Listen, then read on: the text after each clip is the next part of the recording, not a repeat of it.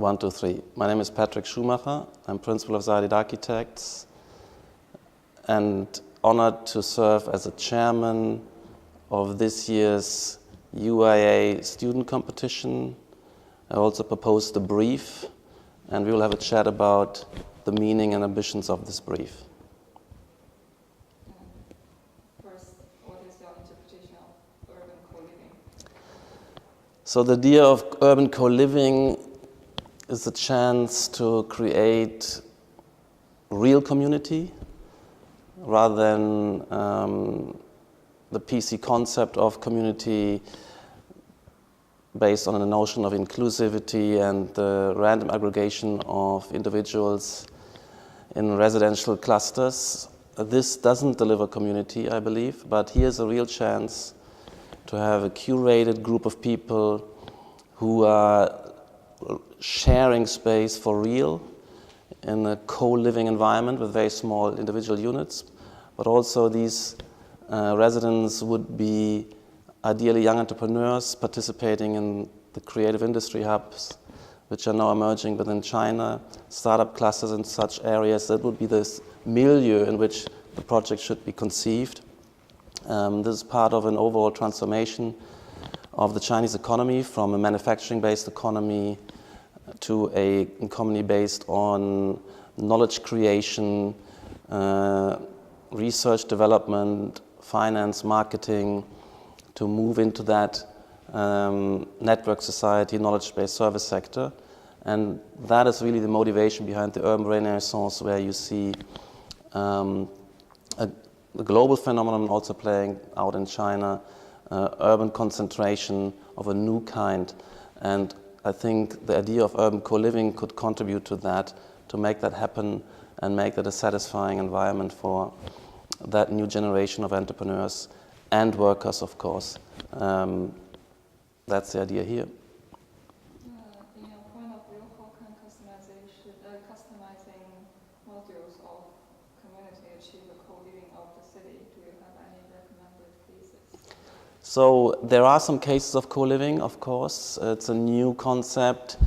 It's been hampered by regulations.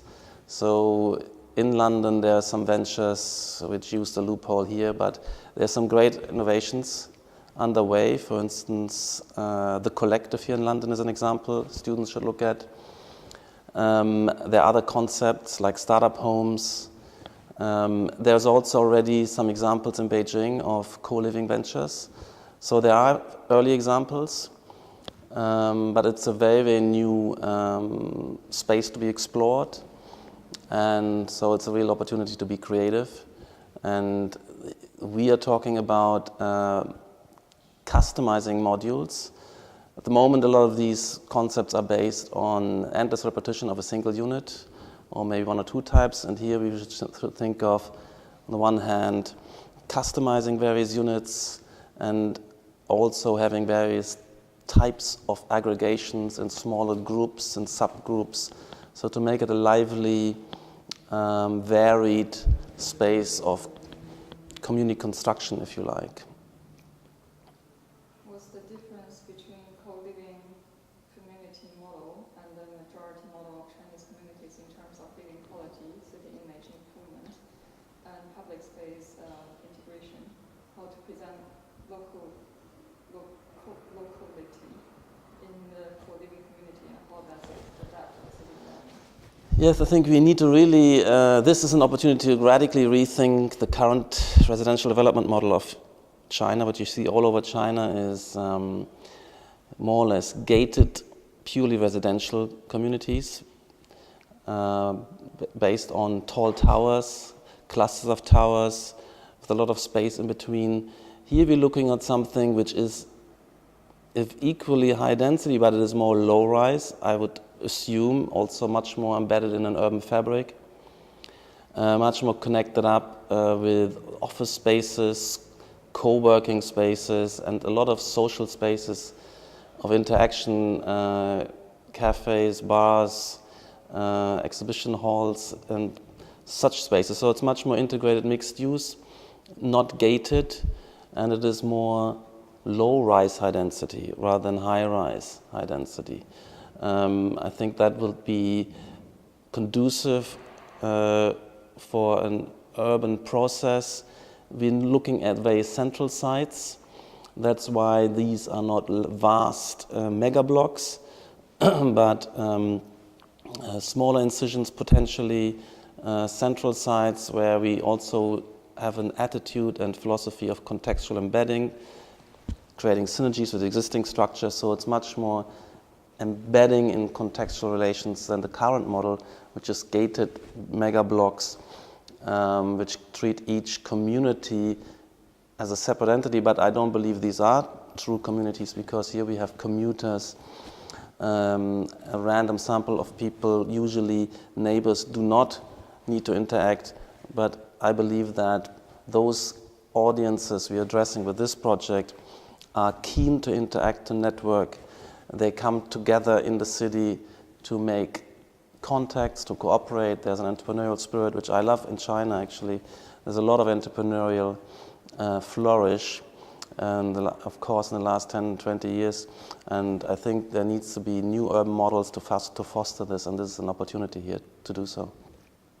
What are the key points that students should pay attention to when developing their ideas?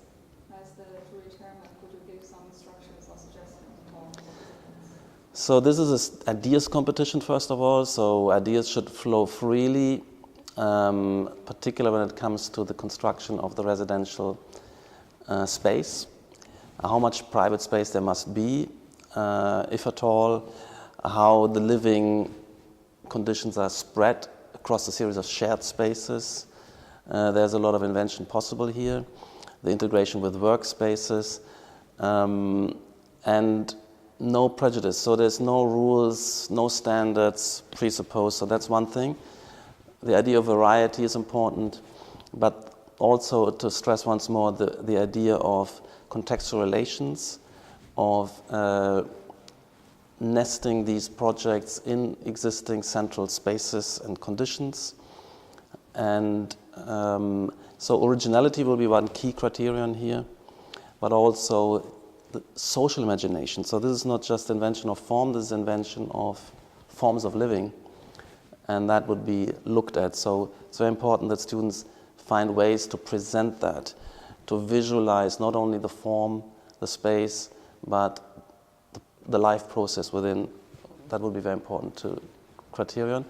Another point I think is very important is to utilize, if at all possible, the power of computational design, to have a lot of variation and iteration, to have the liveliness, what we aim for here, come through, and we're not looking at too monotonous a texture. So that's why I also recommend for students to form teams, perhaps. I think that's mentioned in the brief, so that if a group of designers come together to establish a district or a cluster, you get more variety, more richness, and you can avoid the monotony, which is always a danger if we're talking here about 1,000 units coming together, not necessarily units, 1,000 people living together in various ways. So I highly recommend that there's a sense of variety, originality, richness, connectivity, utilization of existing structures, etc., etc. So these will be what we're looking for. What are the most important skills that students should learn during their school days?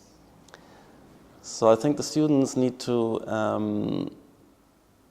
learn a lot of design facility, of course, in terms of computational tools and techniques to meet the challenges of generating versatility, variety, of allowing themselves to deliver new levels of complexity in arrangements, and to handle geometries and cope with complex artifacts. That's one side of the story, more on the technical side, but that's very important. But equally important is to understand the social purposes architecture had historically, and how the contemporary conditions posit new demands and opportunities for living together in urban environments. So we need to demand of students the sensibility to the contemporary challenges of urban living. So the understanding of social functionality, of societal processes, of the audience they cater for is very important. So we're not talking about a very generic formula of a standard house, a standard bureau, a standard shop, but we need to really look at specific milieus, cultures, audiences, and imagine those with different needs and different possibilities. So that social imagination together with the spatial imagination is what I think we should foster as a learning trajectory for the students. And I think this competition is an opportunity to see